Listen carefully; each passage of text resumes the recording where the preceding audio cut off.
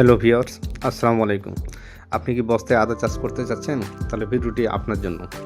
তাই বস্তায় আদা চাষ সম্পর্কে জানতে ভিডিওটি না টেনে একটানা দেখতে থাকুন।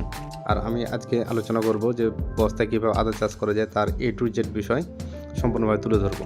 তাই ধৈর্য সহকারে ভিডিওটি দেখতে থাকুন। বস্তায় আদা চাষ হচ্ছে খুবই লাভজনক একটি কাজ এবং বস্তায় আদা চাষ করলে বলা যায় যে লসের কোনো সম্ভাবনা থাকে না। কারণ আপনি যেটুকু খরচ করবেন বা যেটুকু আপনার ব্যয় হবে, আমি আশা করি তার থেকে 4 থেকে 5 গুণ বা আরও বেশি আপনি লাভবান হবেন।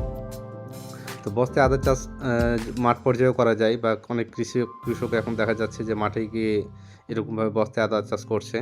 অনেকে আবার ছাদ বাগানের শখ করে বস্তায় আদা চাষ করে। তো যারা মাঠে করে তাদের একটা সুবিধা হলো যে বস্তায় আদা চাষ করলে দেখা যায় যে যখন বর্ষাকালে বেশি পানি হয় বা কোনো কারণে যদি অতিরিক্ত পানি হয়, তাহলে সে পানিটা যখন আদার গাছের গোড়াতে যখন লেগে থাকে, তখন এই পানিটা গাছ শোষণ করে নেয়, মাটি শোষণ করে নেয় এবং দেখা যায় যে গাছগুলো পচে যায় বা আদা পচে যায়। তাই সাধারণত একটু চেষ্টা করে যে একটু উঁচু জায়গায় রাখতে, যাতে কোনো রকম বেশি পানি হলে পানিটা যাতে গড়ে যায় বা পানি নিষ্কাশন হয়ে যায়। তো এক্ষেত্রে বস্তায় আদা চাষ করলে সেখানে পানি জমার কোনো সম্ভাবনা থাকে না এবং গাছের গোড়া পচার কোনো সম্ভাবনা থাকে না।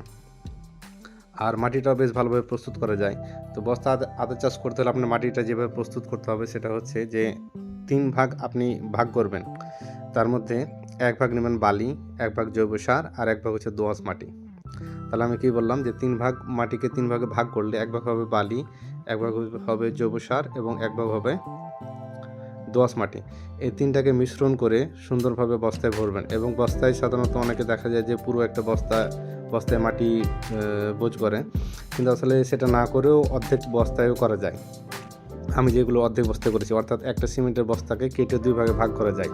তো একটা নিচ দিকে সেলাই অটোমেটিক থাকে, যেটা বস্তায় সাধারণত থাকে, এবং বাকি যেটা থাকবে সেটাকে একটু সেলাই করে নিলেই আরও একটা বস্তা তৈরি হয়ে যায়।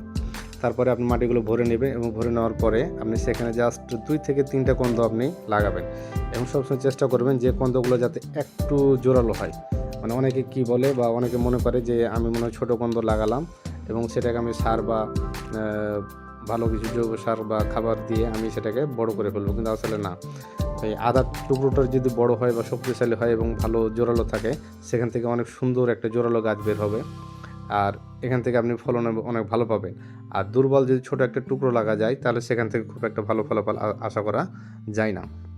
তো আমি এই ছাদ বাগানে 6টি গাছ লাগিয়েছিলাম প্রাথমিকভাবে এবং এটাই আমার প্রথম। এর আগে আমি কখনো লাগাইনি এবং আশা করি আমি এখানেই সফল। তো এখানে দেখতে পাচ্ছেন যে 6টি গাছ যখন আমি লাগাই, তখন আমি যেভাবে বললাম সেভাবে আমি মাটি মিশ্রণ দিয়েছিলাম।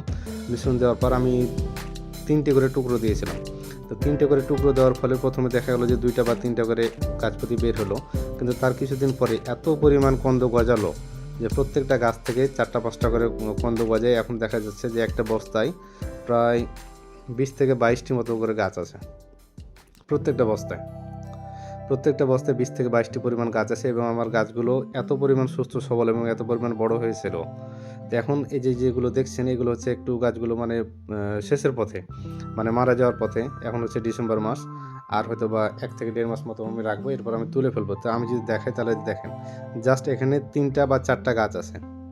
3টা বা 4টা গাছ থেকে আমার এই আদার পরিমাণ এখানে প্রায় 100 গ্রাম হবে, দেখতে পাচ্ছেন ভিডিওতে। তো এই যে 100 পরিমাণ আছে, এই বস্তায় আমার গাছ আছে প্রায় 22 থেকে 25টি মতো। এই যে আমি দেখাচ্ছি, দেখেন 22 থেকে 25টি মতো গাছ আছে, দেখেন জাস্ট একটা বস্তায় এতগুলো গাছ আছে। তাহলে এখানে কি পরিমাণ আদা হতে পারে? তো আমি যেটা ধারণা করছি যে এখানে প্রায় প্রত্যেকটা বস্তায় আমি প্রায় 800 গ্রাম থেকে 1 কেজি মতো আদা পাবো এবং ইনশাল্লাহ আশা করি আমি সেখানে সফল হব। এই দেখেন, আমি এখান থেকে তুলেছিলাম জাস্ট একটা গাছ আপনাদের দেখানোর জন্য আমি তুললাম আর কি। দেখেন যে কতগুলো গাছ রয়েছে। তাহলে আমার 4টা গাছ থেকে যদি ওই পরিমাণ আদা থাকে, তাহলে এখানে কতগুলো থাকতে পারে। এই ধরনের ভিডিও বা এই ধরনের ছাদ কৃষি বা এই ধরনের যারা আধুনিক কৃষি সম্পর্কে জানতে চান বা এগুলো করতে চান, তারা অবশ্যই আমার চ্যানেলটি সাবস্ক্রাইব করবেন এবং এ ধরনের ভিডিও তৈরিতে আমাকে উৎসাহ দেবেন। আসসালামু আলাইকুম।